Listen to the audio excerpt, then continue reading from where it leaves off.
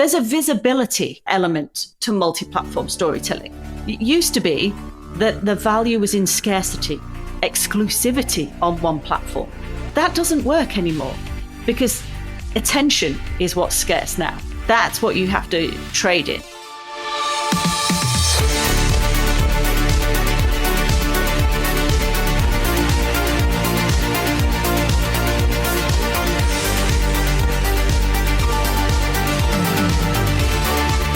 Hello and welcome to Outlines, a podcast about sport, stories and the media.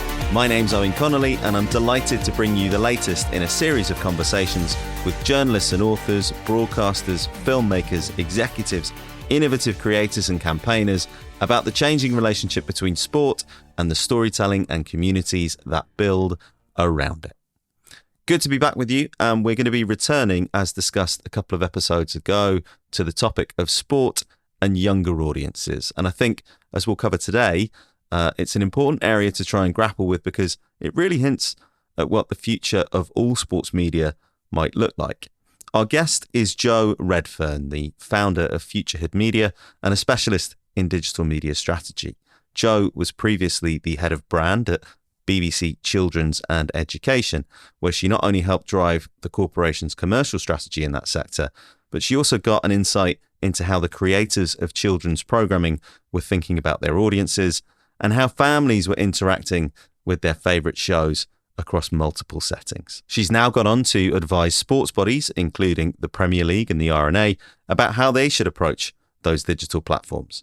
And that's how we're going to frame the conversation on this podcast, talking primarily and in turn about YouTube, TikTok, and gaming spaces like Roblox.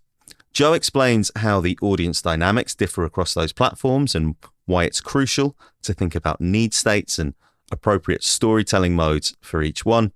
And she also talks about the creator mindset, the unexplored power of animation, and what sport can learn from Bluey, on and off the screen. Some fascinating stuff ahead. Couple of brief notes before we start. Now, the first few episodes have come out in a bit of a burst, but now we're up and running. We'll be settling into a nice weekly schedule from here on in. So keep an eye and an ear out for new episodes each Wednesday after this one. Outlines now also has its official social media accounts live as well. So you'll be able to find clips on Instagram and TikTok, and we're also on Blue Sky and Threads. It's going to be pretty key to getting a community going around the series, so do take a look at the show notes for the details. Right, that's that done. Here is Jo Redfern.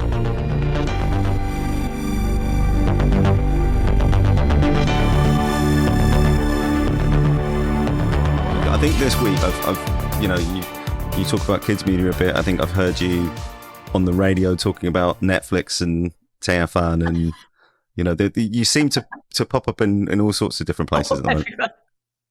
Yeah. And do you know what? I guess that kind of belies my career to date. So I'm relatively new into the world of sport and the sports industry. Been about 12 months since I decided to pivot and shift my focus from what had taken up most of the preceding 20 years, really, is working in that world of kids media, originally in broadcast, creating and supporting IP. So I was there at the launch of Peppa Pig when Peppa Pig was first born, created. And really that was me falling in love with storytelling. But in recent times, having moved away from traditional broadcast, following the audience, that kids audience, to digital platforms like YouTube, Minecraft, Roblox, I kind of followed them.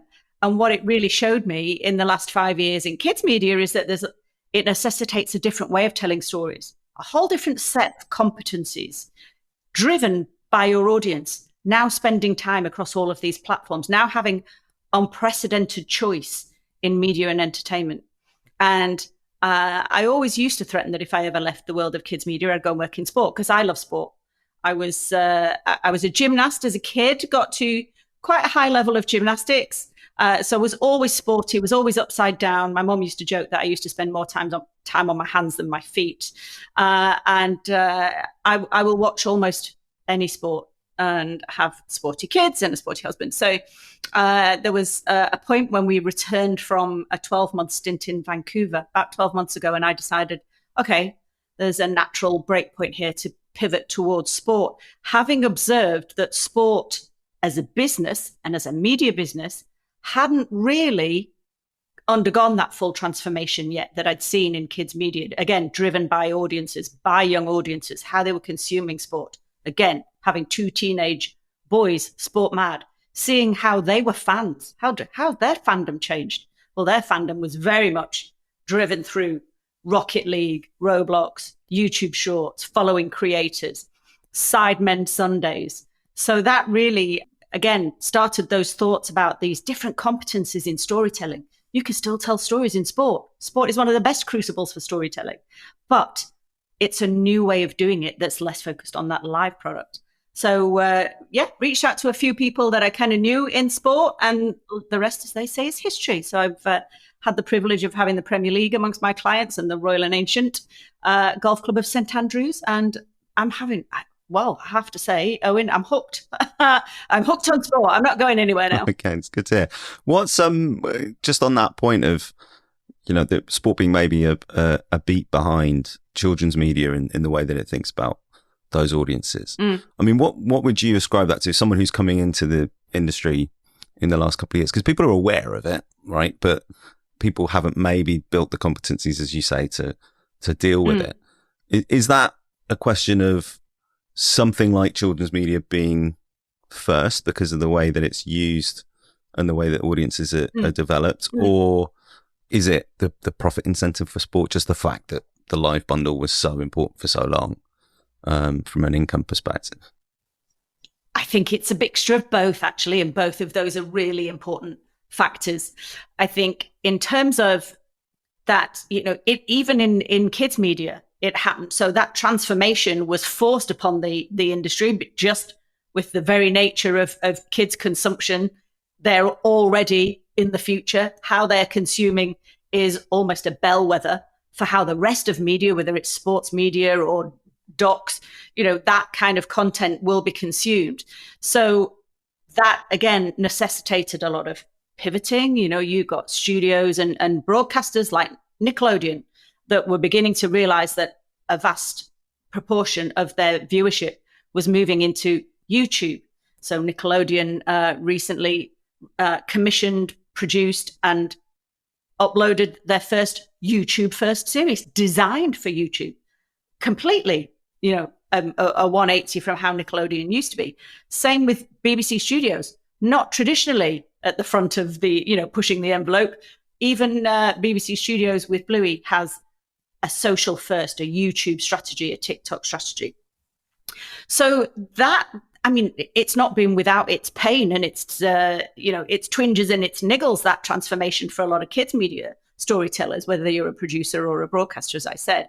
But what has come out of the other side of it is these new competencies, a much closer relationship with the audience, the data and the feedback loops that you can put in place on those platforms that enables you to get to know your audience much better than if you were solely reliant on a broadcaster. Getting data out of broadcasters, notoriously hard. So that has grown these new competencies, new distribution methods, and also new ways to monetize. And let's face it, we don't all do this out of the goodness of our hearts. At some point, we've got to make some money with it. So this is the interesting shift. And there are some parallels now in sport.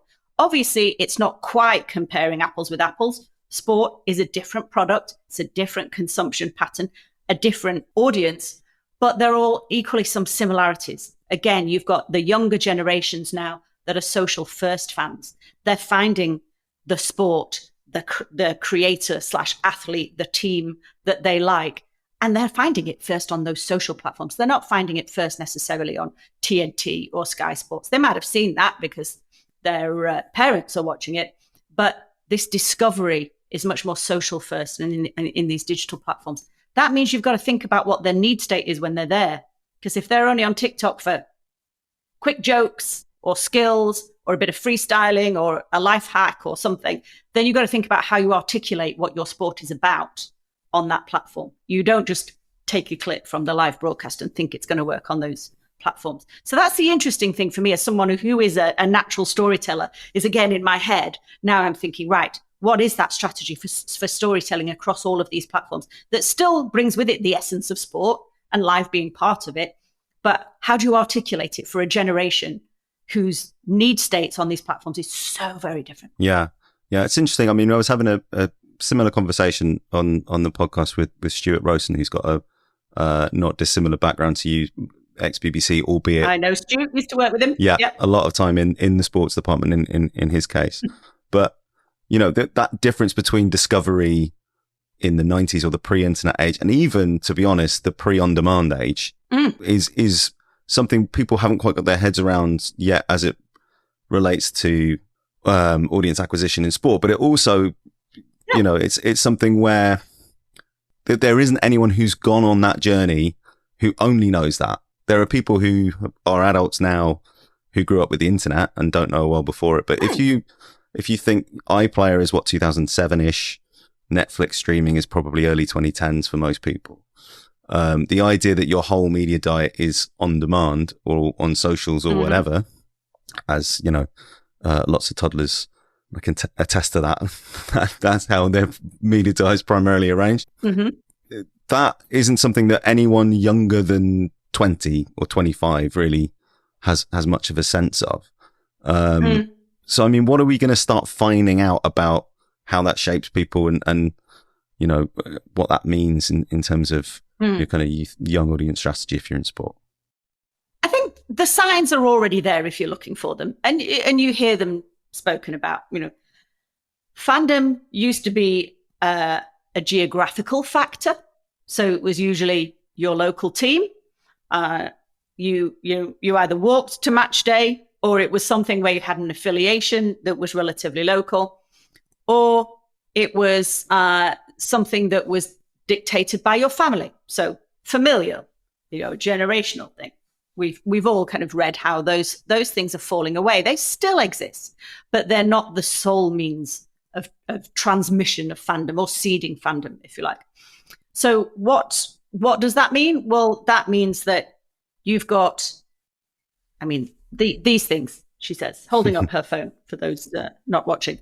The average age in the UK of a young person getting their first phone is now under 10, according to Ofcom. So basically, under 10, they're getting access to all the world's sports, to all the world's sports teams and players and creators, so and athletes. So that basically completely removes that geographical and familial driver as being the sole or the primary source of that fandom. So you've got kids who fall in love with PSG or they fall in love with Messi. My youngest fell in love with Andres Iniesta, and and then followed them. Halo fandom sprung up. Dad's a Man United fan, so he still kind of followed that. We live in South Manchester, but started getting his own fandoms. Now he's actually, because of they're in front of the paywall, loves Barcelona women's team. So he's all of these different fandoms, and that's quite hard for an industry whose very structure and DNA is almost built on that geographical and familial way of growing fandom. So really, I think that's a challenge, both in terms of rights, in terms of media consumption, and in terms of commercialization. And that there's going to need to be some kind of pivoting. I think what it also means is less and less that live product is important. It was at the very core, wasn't it? That live product was the whole core. And now that's less important. Younger people will watch a 90-minute game if it's Champions League final, or if it's NBA playoffs or NBA finals. But again, they've now got access to so much sport. There isn't time in their lives to watch all of it live. Therefore, they just watch creator or athlete content on TikTok. They do watch highlights. They watch creator content on YouTube. So this whole business model almost will have change forced on it, because there will be a reduction in the importance of that live. Yeah. And then the whole fandom that surrounds it. Yeah. And that sort of by extension takes you from an exclusive world where, you're bagging up and selling your rights to one organization who get to make use of them, to a multi-platform world. And this is something that you talk about quite a lot. So let's break down each of those platforms and kind of how that works sort of creatively and strategically. And we'll start with YouTube. I mean, what are some of the things that you've learned, and also that you try and impart on sports bodies about how YouTube operates as a storytelling platform, and you know what the advantages are? Because I think you know that's something that a lot of teams and leagues are on a journey about right now. I mean, oh gosh, what to say about YouTube? I mean, it's hard. There's a big debate that I have frequently amongst other media observers and commentators as to whether YouTube is TV. And it depends how you define TV, what the concept and the notion of TV is.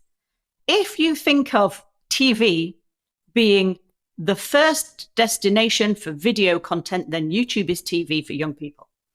That means it's where they're going to encounter sport. It's also where they're going to encounter creator content, comedy content, UGC content that's quite low quality, but increasingly higher quality content that's being produced by creators who are almost now acting like mini Hollywood studios.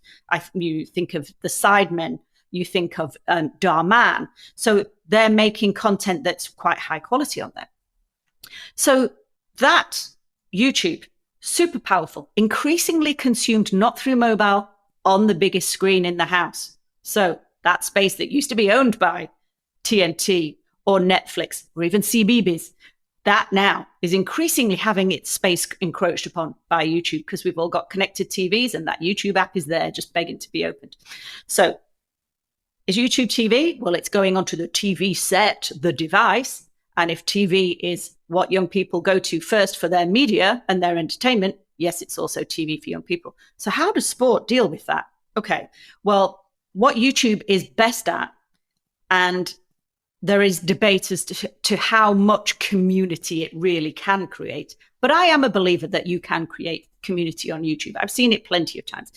You've got this interactivity. You've got the ability to comment. If you're doing a live, you've got the ability to chat and respond to your audience live. Mark Goldbridge does it brilliantly. Someone posts a super chat when he's doing an alt commentary or a watch along, he'll respond to them. There's a big kudos and a reward in that.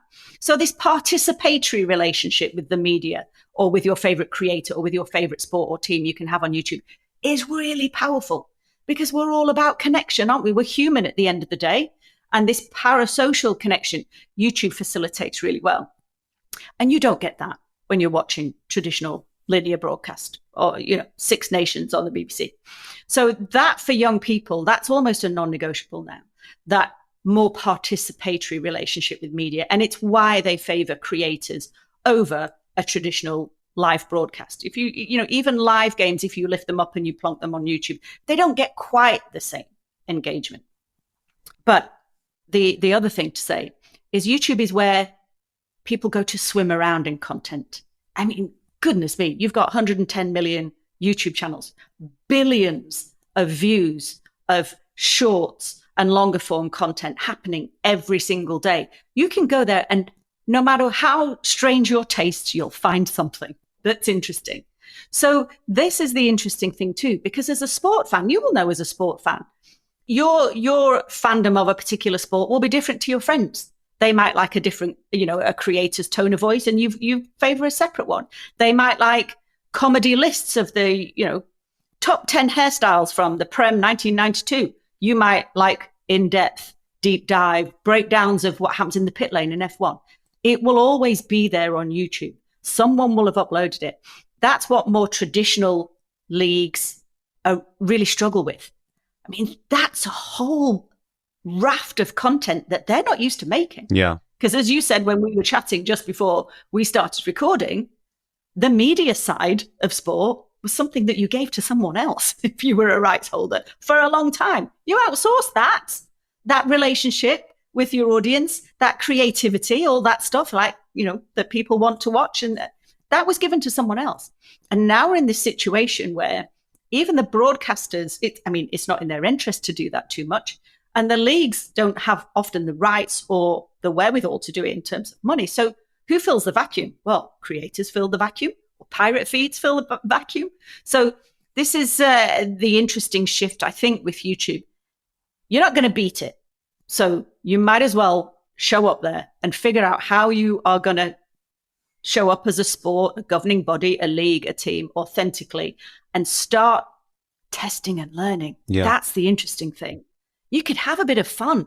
And YouTube is exactly the place to go and test and try something. Again, you get that feedback, you get that data, you iterate. If it doesn't work, if it does work, do more of it. That's exactly how creators like Sidemen and Mr. Beast have gotten to the size that they have. Yeah. It's interesting. I mean, you know, I talked to Rob Pilgrim a few weeks ago, and one of the things that we kind of were batting around was this idea that YouTube couldn't have existed before. It is something different from TV, but it's still, like you say, it's recognizable as being that sort of behavior, particularly as it migrates to bigger screens. Yeah. But another platform that sort of replaced channel surfing or replaced sort of aimless TV watching in some ways is TikTok. Of course. Which is less of a kind of youth first platform than it was probably 5 years ago. But it is one that, in a way, it's like the first post-social media platform. Yeah. So it's interesting to think about what's that done to how people, and particularly young people, think about their media, and what does that mean for sport? TikTok's such an interesting one. And bearing in mind, we're talking about YouTube and we're talking about TikTok in June 2025. This time next year, we could be talking about a completely different relationship with sport and young people and their usage of those platforms. Because that's the interesting thing. They're organic. They're changing. Them as platforms are changing. Who'd have said 5 years ago that we'd be talking about YouTube, the majority of YouTube consumption in the home happening through the big screen TV? It would have been unheard of. So, I mean, that's kind of why I get so excited about this thing, because it's a puzzle we're all trying to crack. And as soon as we've cracked it, then it changes and we need to go back to the drawing board. TikTok is an interesting one because, again, the majority of TikTok is consumed on mobile. So that's vertical video. That's a different consumption to watching on a widescreen. But again, tends to be much closer, much more intimate relationship you can have there. And by intimate, I mean, it's like you and I chatting here. It's like you're having a natter with your friends on a walk or down the pub. And so TikTok is really great for creating that kind of personal connection. And I've seen that with players or with creators. I love Ilona Maher, who's the US rugby player, her TikTok and her Instagram reels, brilliant. So there's an interesting connection that you can create there in sports as an athlete or a creator. Obviously, it doesn't really suit stadium type broadcast or larger scale stuff. So there's an opportunity there to start building a closer connection. That's the storytelling on TikTok. But it can be great for discovery because it's kind of that quick bites, isn't it? Remember Quibi? It's kind of that quick bite. It's when we're walking. It's when you're doing something else. It's while you're waiting for the tea to cook. You're scrolling TikTok. You're catching up on the day's news. You're just looking for something that's going to fill your brain for a few minutes. Or it's also great for discovery. Someone once likened TikTok to me as the old EPG, the electronic program guide that used to come up on your TV, and you would surf up and down it. And TikTok is a little bit like that, but TikTok is also symbiotic with YouTube. So there is a pattern, a well-established pattern that if you're scrolling and something gets your attention on TikTok, you'll go and see what else you can find on YouTube. Back to that swimming around in content on YouTube that I was talking about earlier. Yeah. So it can be a lovely complementary. It can be a feeder into that wider media ecosystem. So that's why I think TikTok is really important in sport.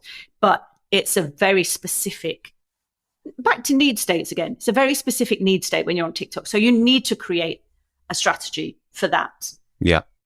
And another platform that, comes up a lot in your work and in your world, but maybe sport doesn't think about as much or isn't as familiar with is something like Roblox or Minecraft to an extent as well. But, those games that are kind of massively multiplayer online games, kids able to create in the world and experience events in the world and all that sort of stuff. That convergence of entertainment and gaming happening in that way isn't, in some senses, it's not new, but it's never been as malleable as it is on those particular titles. Yeah. So what does that mean for the sort of multi-platform or multi-touch point, or whatever you want to call it, approach to storytelling? I mean, I produced my first game on Roblox, where are we, 4.5 years ago. And even then, it felt to me like a platform that was pretty special. Now, that was with my old kids media hat on. And at that time, people don't realize that Roblox is nearly as old as YouTube. It's 18 years old. So it's been around a while. It didn't just pop up in lockdown, like a lot of people assume. But even then, I started just getting that inkling that it was something special. I was kind of getting the same feelings as I got with YouTube kind of 2011, 2012. And because, again, it's a UGC platform and it's social, the two things that young people almost insist on having as part of their fandom and their media diet. So Roblox, often likened to the YouTube of gaming because there are millions of games and experiences on the platform. It's not one game, it's millions. And you can go on there and you can meet up with your friends. You can tell them which game you're in and they can come and join you. So again, social. You can obviously chat with them. There are age restrictions, but we can park that. But in theory, you can chat with them. You can all join together in one experience, and it's a very rewarding platform. So again, you can get stuff for your avatar. Loads of games will do drops. That drives a huge amount of traffic into the game. Those game loops where it's kind of that extrinsic reward. You do something, you level up, you get some coins, you improve. It's the gamification that we all loved as kids. It's just on a different platform. It's no different. So, but what that means is, again, you can start building communities there. They're spending 2.5 hours a day on average on the platform. That's US and UK kids. It's slightly less across Europe, but it's a depth of engagement that sports as a business doesn't really realize. I think gaming is still very often seen as something that's kind of a side activity. And it's something that mid-20-year-old guys do because they're playing Football Manager or EAFC. What they don't realize now is that social gaming is a whole different part of gaming. And actually, they're quite distinct and separate. That requires a different approach. Again, like we were just talking about, even right structures need changing if you're going to get onto Roblox. Because if you've given away football simulation rights in gaming and you've given it away to EA, then you can't do anything with football simulation on Roblox, even though the two audiences are very distinct. What Roblox is doing, again, evolving, is so it's got that frictionless consumption that young people like, infinite choice of games. You couldn't possibly play all of them. You've got community features. So it allows you to be social, collaborative. Again, really important to young people. Now you can play video within a Roblox experience. So you can be in there engaging with your favorite sport, and you can watch clips, and you can even stream into Roblox. You can do live updates. So you could even get your sports breaking news or scores or goals in a game. That's interesting to me, because that almost makes it a one-stop shop for young people's fandom, right? You don't need to go and check out Planet Football or whatever website you get your latest score updates from. You don't even have to go to YouTube to check out a highlights reel if it's streamed in Roblox. And then whilst you're there, you can play with your friends and you can buy a new kit drop, and it's even integrated with Shopify. So if there was a new kit drop, you could buy it for your avatar and off it goes into a Shopify basket and ultimately might turn up at your door. My goodness, doesn't that start to feel like a compelling proposition for the future of fandom? Now, it won't all happen at once, but that's where I see the direction of travel going with Roblox. Again, it's 18 years old. So there are users on the platform now that have been on that platform for 7, 8, 9, 10 years. They're getting to 17, 18, 19. The fastest growing cohort is that 17 to 24 segment on Roblox. So it's going to, again, another platform, another type of fandom that is burgeoning there that sports really needs to get ahead of. Yeah, I mean, you talked a bit there about the right structure around simulation games and some of the other things that you might have parceled off in the gaming space. But strategically, how can those two fit together, or where's the trade-off? if you were talking to a rights holder and you said, well, look, you can create a world like EA Sports FC where, football fandom kind of lives in a lot of ways digitally, or you can create a world where you're inviting new fans in on Roblox. Where's the balance there, do you think? There is a balance, because there's a very minimal kind of crossover. So one is not cannibalistic to the other. If anything, they can feed each other. They can become a bit of a flywheel. In terms of, you think about right structures. And again, this is something that I went through a few years ago in kids media. When there are all these platforms that arise and your audience embrace them, so this multi-platform consumption, this multi-platform fandom that we're speaking about, on average, young people, if you do a straw poll to ask them to list out all of the platforms that they visit on a daily basis, you're into double figures pretty quickly. Now, if you are to try and engage a fan base across those, you've got to have a strategy for all those platforms. That's just what we've been talking about. So that then throws into relief how rights structures need to change. Because if you're a commercial director or you're in the licensing department of a league or a sports rights holder, the odds are now a lot of your rights structures don't really follow that fragmented media consumption. So now they need scrutinizing again in terms of, can you split out simulation rights in gaming? And could it feasibly, you get two deals, but one goes to one partner or supplier that works predominantly on one platform and another one goes to another.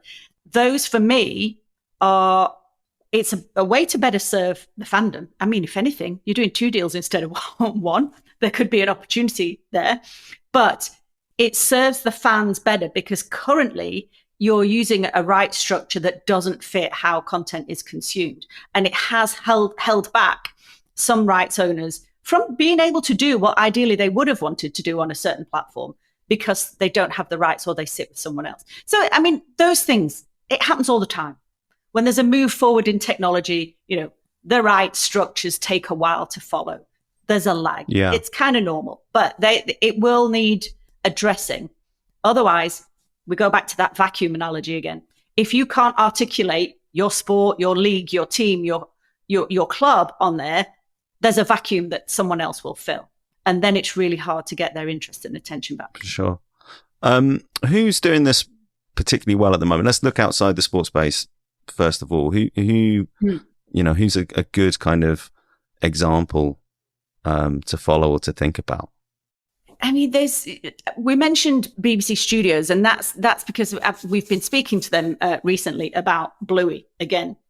Bluey, brilliantly made. I'm sure you watch quite a bit of Bluey, because I know you've got a young one. Brilliantly made. So that a real creator-led show, that one. Joe Brum, who created it, his DNA, his voice, all the way through Bluey. Very much creator-led, even though it was a TV show. But a multi-platform strategy from relatively early. So went on ABC in Australia, went on Disney, and then they started a YouTube strategy. And for the BBC, which is, again, traditionally not very forward-thinking in that those matters, actually, they delivered a masterclass in creating that multi-platform strategy relatively early. Now, Bluey, less suited to Roblox because it's a preschool show. But interestingly, a lot of parents watch Bluey. I was shared an article from Hollywood Reporter earlier this week about lots of dads in the US watching sport, but also watching Bluey. Interesting there that there's a lot of sport fan dads that also love Bluey. So they have a great TikTok strategy for Bluey that talks to the parents. And again, one of the beautiful, charming things about Bluey is there are things in those stories that relate to parents, that pull on the heartstrings or give you a wry smile. They're not written in that for kids. They're written for the grown-ups. And so they've played into that on TikTok, and they've executed that brilliantly. So if you want an example of maybe how sports could look at someone that's done this and that is doing it well, and not massive budgets, just done with intention, done strategically and done well, Bluey is a really, really good example Yeah. of how they've nailed that multi-platform consumption. Yeah. I mean, Bluey is a good show about parenthood as well.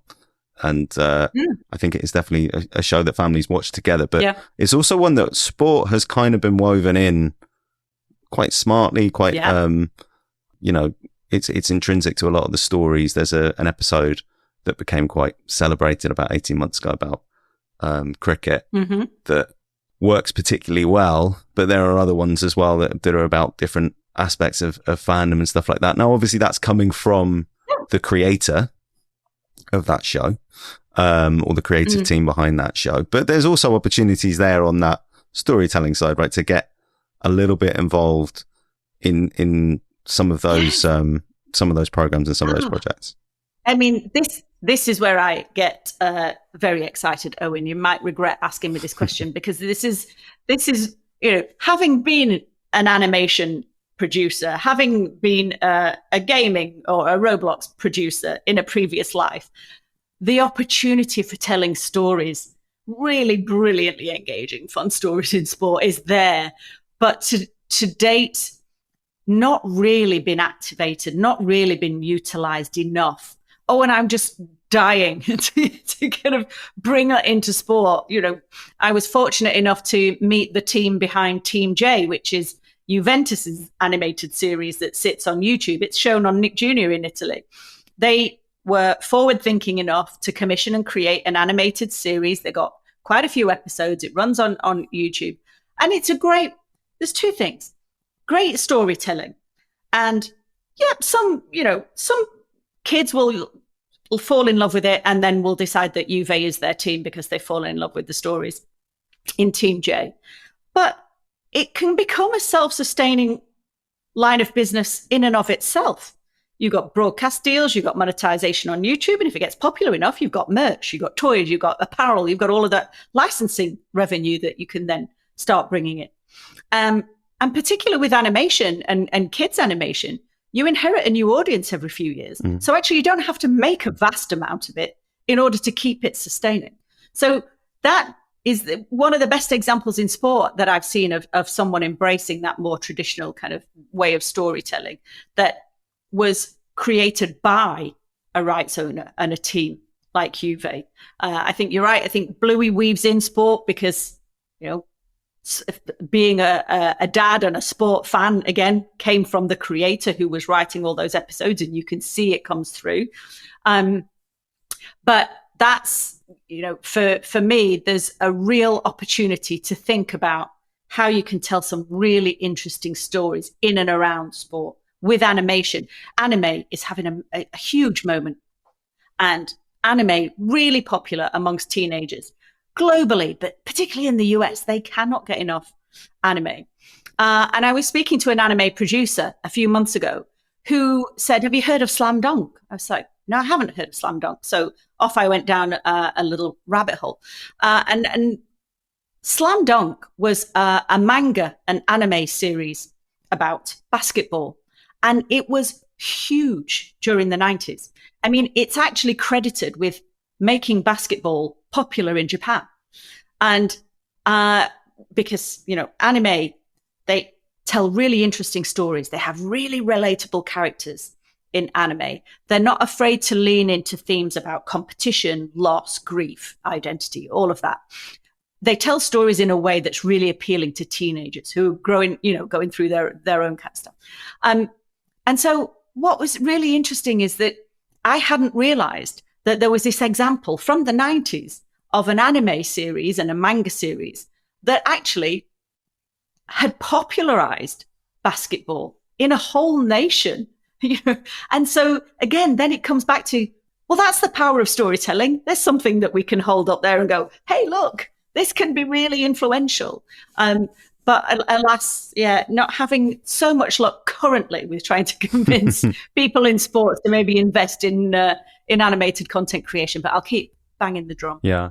What are you know, we've talked about some of the structural difficulties that sport has to overcome in kind of pursuing this multi-platform storytelling approach. But what are some of the strengths that it has? What are some of the things that it can lean into in order to kind of update the way that it reaches audiences?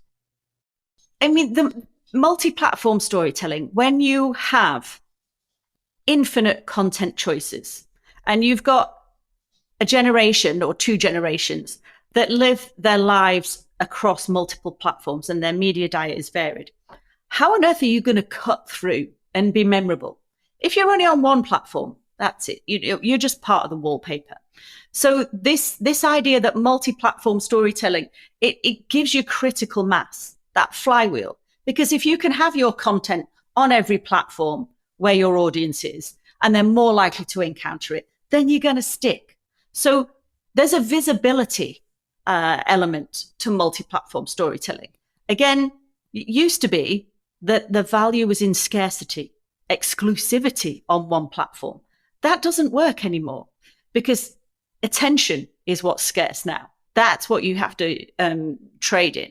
So you've got to try and get attention across all of these platforms. And by the way, you're fighting for a share of interest and attention, amongst, I mean, even forget what the stat about how many thousands of hours are uploaded to YouTube every single hour. I mean, you couldn't watch it all.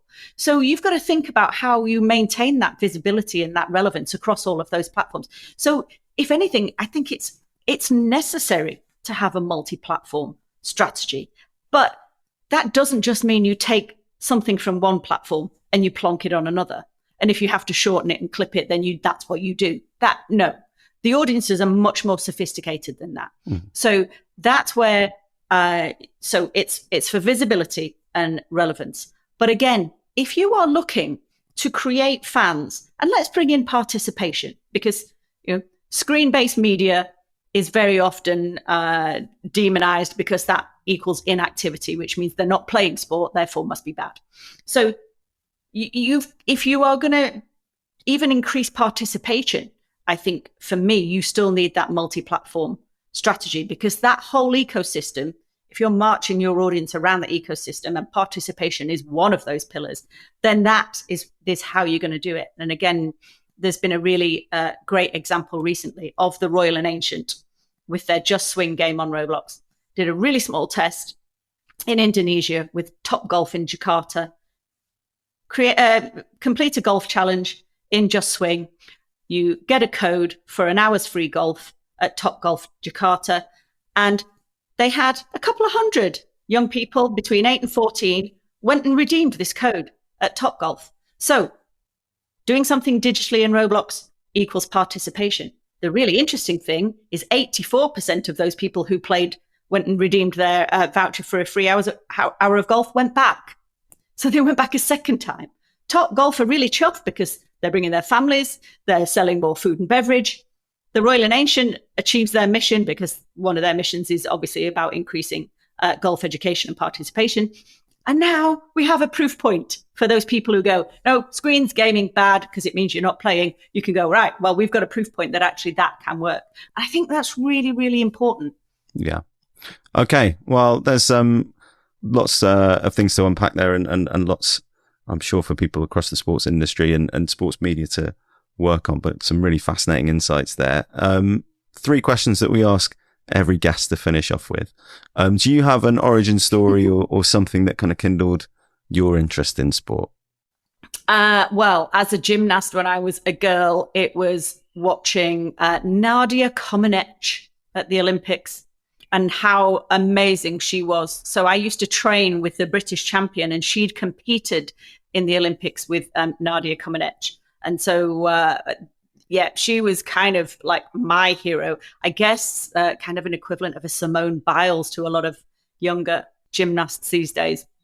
But again, I would rather watch sport than I'd watch a Netflix drama, or, that's what I love to do of an evening.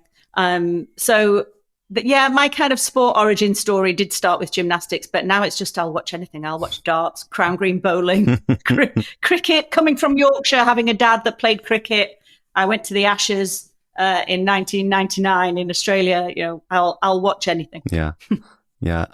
What's your favourite piece of sports storytelling? I think that's Slam Dunk.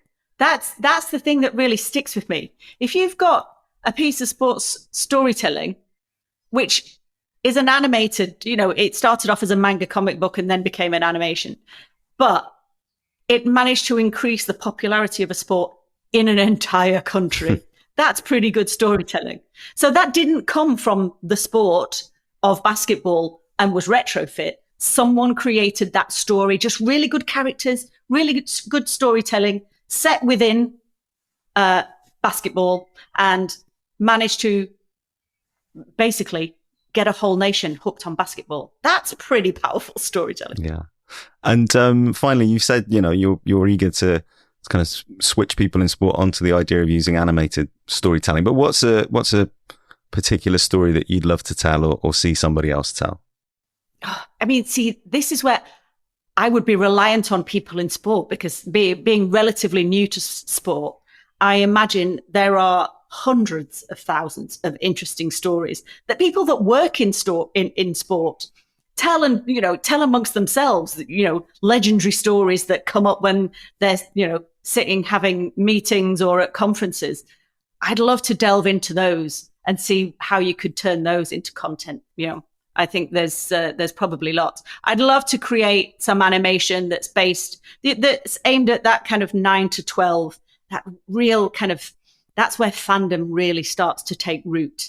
And they're getting quite sophisticated in what they want to watch. It's certainly a way that they're beginning to self-identify. I like anime, I like comedy, I like this, I like that.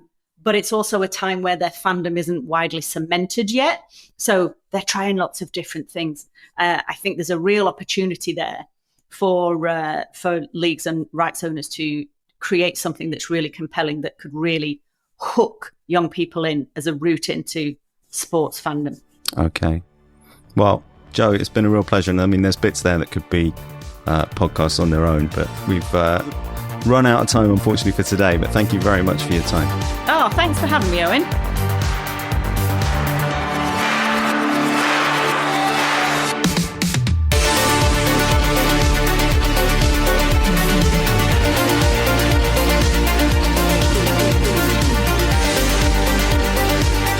Outlines is an original production from 2640.